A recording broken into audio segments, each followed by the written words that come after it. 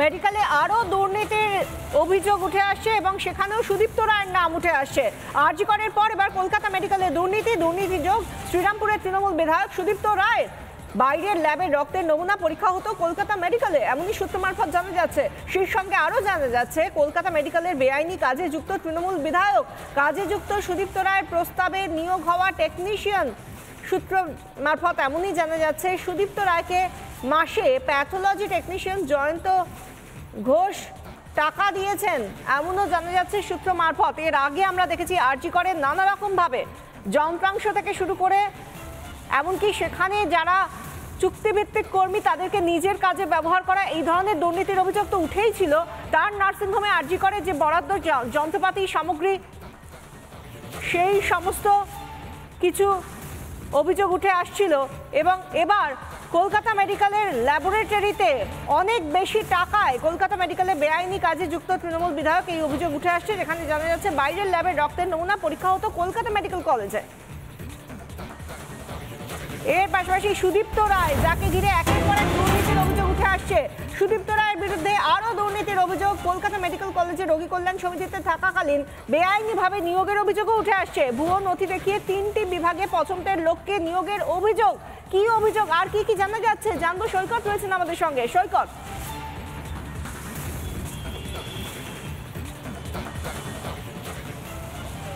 দেখো, সুদীপ্ত রায়ের এগেনস্টে ইতিমধ্যেই কলকাতা মেডিকেল কলেজে রোগী কল্যাণ সমিতির যেহেতু তিনি ছিলেন, সেই জন্যে কলকাতা মেডিকেল কলেজেও বিভিন্ন দুর্নীতিতে জড়িয়ে পড়েছেন এবং সুদীপ্ত রায়ের এগেনস্টে ইডি, সিবিআই এবং রাজ্যের ভিজিলেন্স কমিশন সেখানে কমপ্লেন হয়েছে।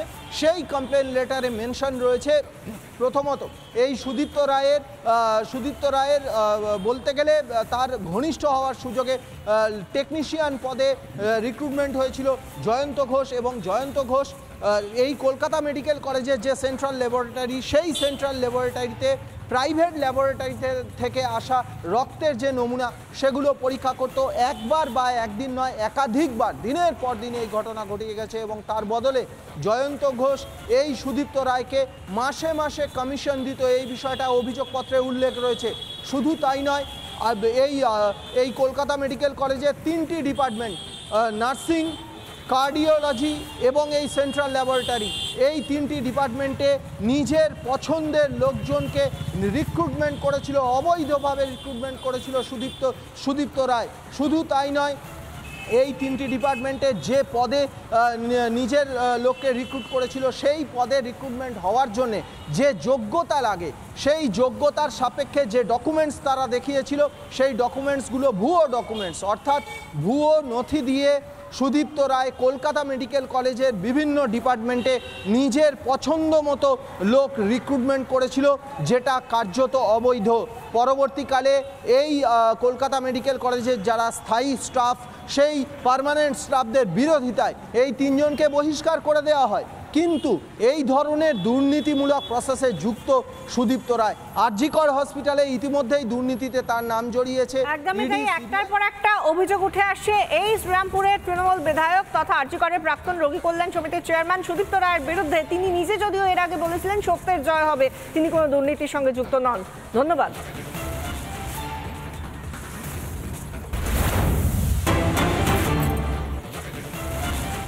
রাজ্য মেডিকেল কাউন্সিলের সামনে বিক্ষোভ দেখান চিকিৎসকরা। মেডিকেল কাউন্সিলকে 48 ঘন্টা সময়, আগেই মেডিকেল কাউন্সিলের ডেপুটেশন চিকিৎসকদের। মেডিকেল কাউন্সিলে ঢুকলেন 8 জন প্রতিনিধি। যে ছবি দেখতে পাচ্ছি, মেডিকেল কাউন্সিলের সামনে বিক্ষোভ দেখান চিকিৎসকরা। তাদের একটি প্রতিনিধি দল, 8 জনের প্রতিনিধি দল, তারা ডেপুটেশন দিতে ঢুকলেন কাউন্সিলে, মেডিকেল কাউন্সিলে ঢুকলেন 8 জন প্রতিনিধি। সরাসরি রয়েছেন আমাদের প্রতিনিধি অনুপম পাত্র। অনুপম, 8 জন প্রতিনিধি ঢুকছেন, সেই ছবি দেখতে পাচ্ছি। সার্বিকভাবে তাদের দাবি কি?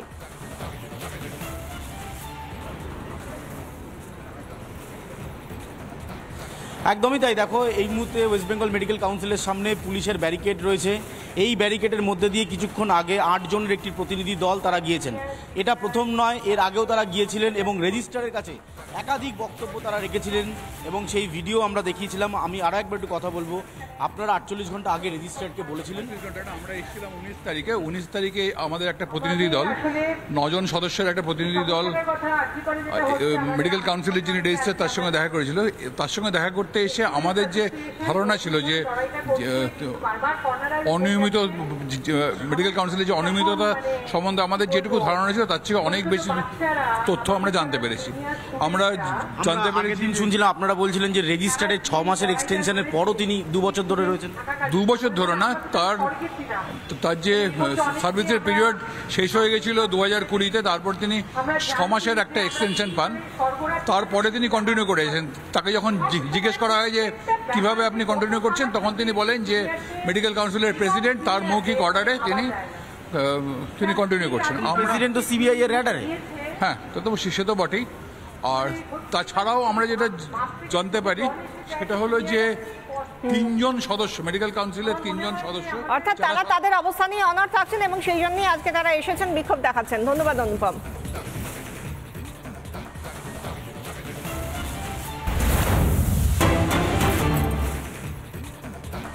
দক্ষিণবঙ্গে জেলায় জেলায় বন্যা পরিস্থিতি লাগাতার। ডিভিসিকে আক্রমণ মুখ্যমন্ত্রী। ডিভিসির ছাড়া জলেই বন্যা পরিস্থিতি। আজও প্রশাসনিক বৈঠকে অভিযোগ মমতার।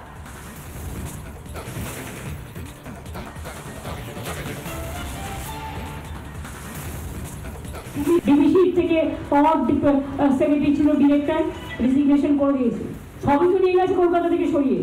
বাকি কি আছে? কলকাতায় একটা বিল্ডিং পড়ে থাকবে আর কলকাতার কথা শুনবে না, আর বাংলায় জল ছাড়বে, লোক মারবে। মানুষ আগে না ওর একটা বিল্ডিং এর কাঠামো আগে? ওখানে তো বসে সব আরাম কায়দায় বসে থাকে। জল ছাড়ে তো জল শক্তি মন্ত্র। আমরা চাই না সেই অর্গানাইজেশন যারা জল ছেড়ে মানুষ মারে। ডিভিসি তো তৈরি হয়েছিল বন্যা থেকে মানুষকে বাঁচানোর জন্য। 20 বছর ধরে ড্রেজিং করে না, ডিসইনফেকশন করে না, ফরাক্কায় করে না। আমি তো বাংলাটাকে পাহাড় বানাতে পারবো না। দার্জিলিং এর একটা পাহাড়ে, সেটাও তো ভুটানের জলে ডোবে। জিওগ্রাফি তো আমি তৈরি করিনি, ইতিহাসও আমি তৈরি করিনি। আকাশও আমার হাতে নেই, বাতাসও আমার হাতে নেই, কিন্তু কেন্দ্রীয় সরকারের হাতে ডিভিসি আছে। তা থাকা সত্ত্বেও আমরা ওদের বারবার বলি, যখন তোমাদের 80% ভরে যাবে 10,000 করে করে ছাড়ো, যাতে মাটি সহ্য করতে পারে। একসাথে তুমি 5 লাখ ছাড়বে, কি করে মাটি সহ্য করবে? তুমি তো জল এসছে ঠিক তো আমার সমান। মানুষের safety security is in danger. ট্রেনে চড়তে ভয় লাগে। কোথায় যাই মন্ত্রী? শুধু ভোট চাইতে আসলেই হবে? বিপদে মানুষের পাশে থাকতে হবে, এটা মাথায় রাখবেন। মুখ্যমন্ত্রী যা বলছেন শুনলেন, কিন্তু সত্যি কি ডিভিসির ছাড়া জলে বন্যা পরিস্থিতি? রাজ্য বিজেপির সাধারণ সম্পাদক জগন্নাথ চ্যাটার্জি কি বলছেন শুনুন।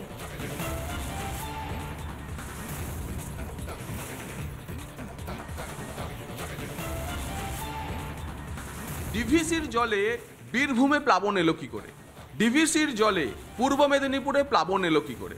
ডিভিসির জলে পশ্চিম মেদিনীপুরে যে অংশে বন্যার কথা বলা হচ্ছে সেখানে জল বাড়লো কি করে?